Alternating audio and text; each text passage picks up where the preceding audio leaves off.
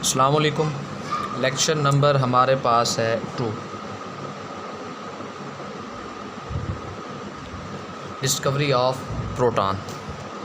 वो कहता है in 1886 Goldstein observe that in addition to cathode rays other rays were also present in the discharge tube. वो कहता है 1886 में गोल्डस्टीन ने ये ऑब्ज़र्व किया कि डिस्चार्ज ट्यूब में कैथोड रेज के अलावा कोई और रेज भी जो है वो मौजूद होती हैं। These rays were travelling in opposite direction to the cathode rays. कहता है वो रेज जो हैं वो कैथोड रेज के अपोजिट डायरेक्शन में क्या करती हैं, ट्रैवल करती हैं। उसके बाद वो कहता है कि he use a discharge tube having perforated cathode as shown in the figure. वो कहता है कि गोल्डस्टीन ने एक डिस्चार्ज ट्यूब लिया जिसके अंदर जो कैथोड था वो परफोरेटेड था। परफोरेटेड कैथोड कहते हैं सुराखदार कैथोड को, इसे कहते हैं सुराखदार cathode. He found that the rays pass through the holes present in the cathode and produce glow on the walls of the discharge tube. बाद में उन रेज को नाम दिया गया था किस चीज़ का, कैनाल रेज का। उसने ये कहा, जब उसने एक्सपेरिमेंट परफॉर्म किया, लो प्रेशर पर करंट गुजारा, उसने ये देखा कुछ रेज़ जो हैं वो प्रोड्यूस हो रही हैं और वो रेज़ यहाँ से गुज़रने के बाद, ये रेज़ यहाँ से गुज़रने के बाद ये जो कैथोड के अंदर मौजूद होल्स थे इनको क्रॉस करके इस ट्यूब के साथ टकरा के चमक पैदा कर रही हैं, ग्लो पैदा कर रही हैं। इन्हीं रेज़ को, इन पॉजिटिवली चार्ज पार्टिकल्स को नाम दिया गया था कैनाल रेज़ का। इन रेस को किस चीज़ का नाम दिया गया था, कैनाल रेस का, जो कि जिनको हम प्रोटॉन भी कहते हैं। वो कहता है in 1886 Goldstein observe that in addition to cathode rays other rays were also present in the discharge tube. These rays were travelling in opposite direction to the cathode rays. He use a discharge tube having perforated cathode. ये perforated cathode जिसको कहते हैं सुराखदार cathode. उसने ये देखा कि वो रेज़ जो निकल रही हैं, पॉजिटिव रेज़ जो हैं, वो कैथोड के सुराख में से निकल के इस ट्यूब की दीवार के ऊपर चमक पैदा कर रही हैं। इन्हीं रेज़ को हम नाम देते हैं किसका, कैनाल रेज़ का। किस चीज़ का नाम देते हैं, कैनाल रेज़ का। किस चीज़ का नाम देते हैं भाई, कैनाल रेज़ का। अब हमारे पास नेक्स्ट है properties of canal rays. Properties of canal raise.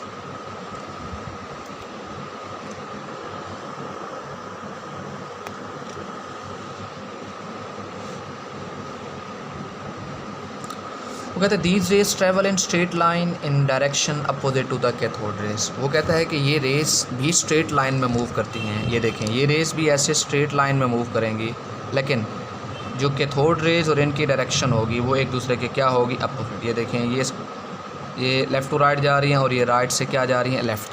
तो कहते हैं इन दोनों की डायरेक्शन एक दूसरे के क्या होगी, opposite. Their deflection in electric and magnetic field prove that these are the positively charge particles. वो कहता है कि इनकी डिफ्लेक्शन, ये रेज नेगेटिव प्लेट की जानिब डिफ्लेक्ट हो जाती हैं। इसका मतलब इनके ऊपर चार्ज कौन सा होता है, पॉजिटिव। मीन्स इसकी ये प्रॉपर्टी जैसा कि हमने कैथोड रेज की पढ़ी थी उसके बिल्कुल रिवर्स है। The deflection in electric and magnetic field prove that these are the positively charge particles. वो कहते हैं नेचर ऑफ कैनाल रेज जो है वो नेचर ऑफ गैस के ऊपर डिपेंड करता है, लेकिन जो नेचर ऑफ कैथोड रेज थी वो नेचर ऑफ गैस के ऊपर डिपेंड नहीं करती थी, लेकिन ये नेचर ऑफ गैस के ऊपर डिपेंड कर रही है। बड़ा इंपॉर्टेंट पॉइंट है। मीन्स अगर हम गैस की नेचर चेंज करेंगे तो कैनाल रेज भी चेंज हो जाएंगी, उनकी नेचर भी। इसका मतलब nature of canal rays dependent है on the nature of the gas. These rays do not originate from the anode. वो कहते हैं जो कैथोड रेज थी, क्योंकि वो तो ओरिजिनेट हो रही थी कैथोड से, लेकिन ये जो कैनाल रेज हैं ये वाली ये एनोड से ओरिजिनेट नहीं होती, बल्कि इसमें होता ये है, वो कहता है कि व्हेन कैथोड रेज या जो इलेक्ट्रॉन्स होते हैं, जब वो उस डिस्चार्ज ट्यूब के अंदर मौजूद जो बाकी बची हुई गैस होती है, रेजिडुअल गैस होती है, उस मालिक्यूल्स के साथ जाके जो है वो कोलाइड करते हैं और उनको आयोनाइज कर देते हैं। मींस ये रेजिडुअल गैस है, इलेक्ट्रॉन उसके साथ जाके कोलाइड करेंगे तो उसको आयोनाइज करेंगे, मींस वो इलेक्ट्रॉन उसमें से जो है लॉस हो जाएगा। एक इलेक्ट्रॉन ये है, एक यहाँ से इलेक्ट्रॉन लॉस होगा। टोटल इलेक्ट्रॉन कितने बने हमारे पास? 2। मींस ये गैस आयोनाइज हो जाएगी और लॉस ऑफ इलेक्ट्रॉन की वजह से इसके ऊपर चार्ज कौन सा आएगा? पॉजिटिव, और ये कैटाइन की फॉर्म में क्या हो जाएगा? अपेयर हो जाएगा। वो कहता है कि जो कैथोड रेज हैं वो तो कैथोड से ओरिजिनेट होती हैं, लेकिन कैनाल रेस एनोड से ओरिजिनेट नहीं होती, बल्कि इस डिस्चार्ज ट्यूब के अंदर मौजूद जो गैस के मालिक्यूल्स बचे होते हैं उनके साथ इलेक्ट्रॉन कोलाइड करते हैं। उन इलेक्ट्रॉन की कोलिजन से गैस आयोनाइज हो जाती है और उसी से बनते हैं हमारे पास कैनाल रेस। क्या बनते हैं? Canal rays. उसके बाद वो बात कर रहा है कि mass of these particles was found equal to that of proton. वो कहता है कि इन पार्टिकल्स का जो मास था वो प्रोटॉन के मास के तकरीबन बराबर पाया गया। अब वो नेक्स्ट यहाँ पे बात कर रहा है कि the mass of proton is 1840 times more than that of electron. वो कहते हैं प्रोटॉन का जो मास है वो इलेक्ट्रॉन के मुकाबले में 1840 टाइम्स क्या है? हैवियर है। मींस प्रोटॉन इतना ज़्यादा हैवियर है as compare two electron. Mass of proton is 1840 times more than that of electron. अब हम इसका लास्ट वाला पैराग्राफ यहाँ से पढ़ने लगे हैं।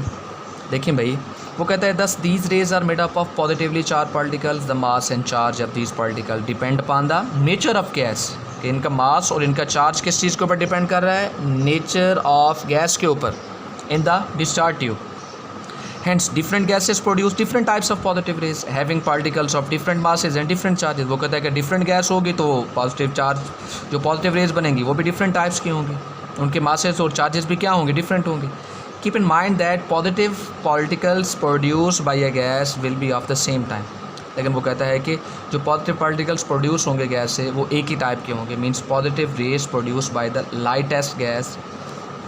वो कहता है जो हल्की गैस से जो पॉजिटिव रेज बनती हैं जैसे कि हाइड्रोजन है, उनको हम किस चीज़ का नाम देते हैं? प्रोटॉन्स का। किस चीज़ का नाम देते हैं? प्रोटॉन्स का। तो ये थोड़ा सा इसमें डिस्क्रिप्शन थी। बहरहाल आपको इसके जो ये 5 पॉइंट्स हैं, ये प्रॉपर्टीज़ हैं, ये आपको लाजमी जो है वो क्या होनी चाहिए? आनी चाहिए। अब उसके बाद हमारे पास टॉपिक है डिस्कवरी ऑफ न्यूट्रॉन।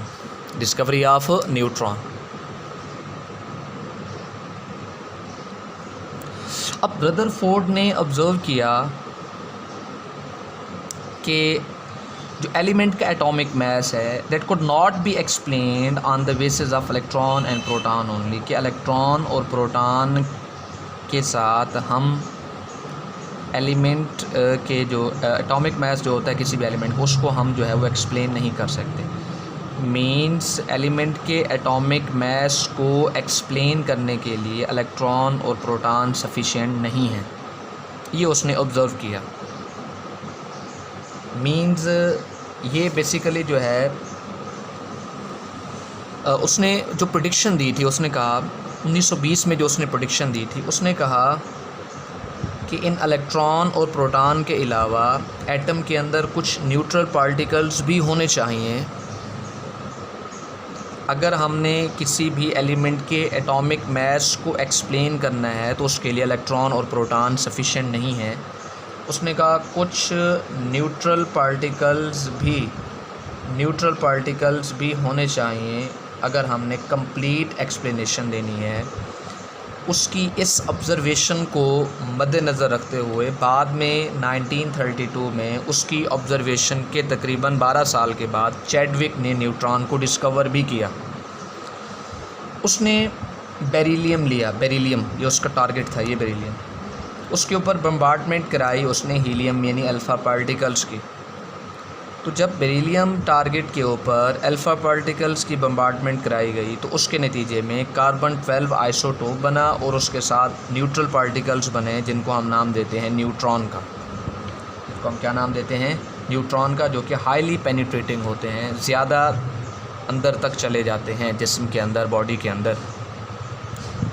वो कहता है कि eventually in 1932 Chadwick discovered neutron when he bombarded alpha particles on the beryllium target. He observed that the highly penetrating radiations were produced. These radiations were called, उन्हीं radiations को बाद में इन्हें highly penetrating radiations को बाद में नाम दिया गया किस चीज़ का? न्यूट्रॉन का। किस चीज़ का नाम दिया गया इनको? न्यूट्रॉन का। किस चीज़ का नाम दिया गया? न्यूट्रॉन का।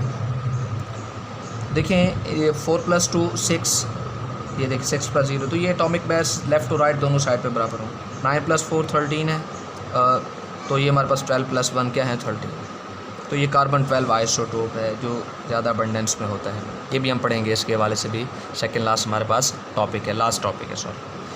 अब हम प्रॉपर्टीज़ ऑफ न्यूट्रॉन पढ़ने लगे हैं। वो कहते हैं neutron carry no charge, they are neutral. वो कहता है न्यूट्रॉन के ऊपर कोई चार्ज नहीं होता, जैसा कि कैथोड के ऊपर नेगेटिव चार्ज था, कैनाल रेस के ऊपर पॉजिटिव चार्ज था। कुछ जो न्यूट्रल पार्टिकल्स हैं उनके ऊपर किसी किस्म का कोई चार्ज नहीं होता, हमने कहा दे आर न्यूट्रल।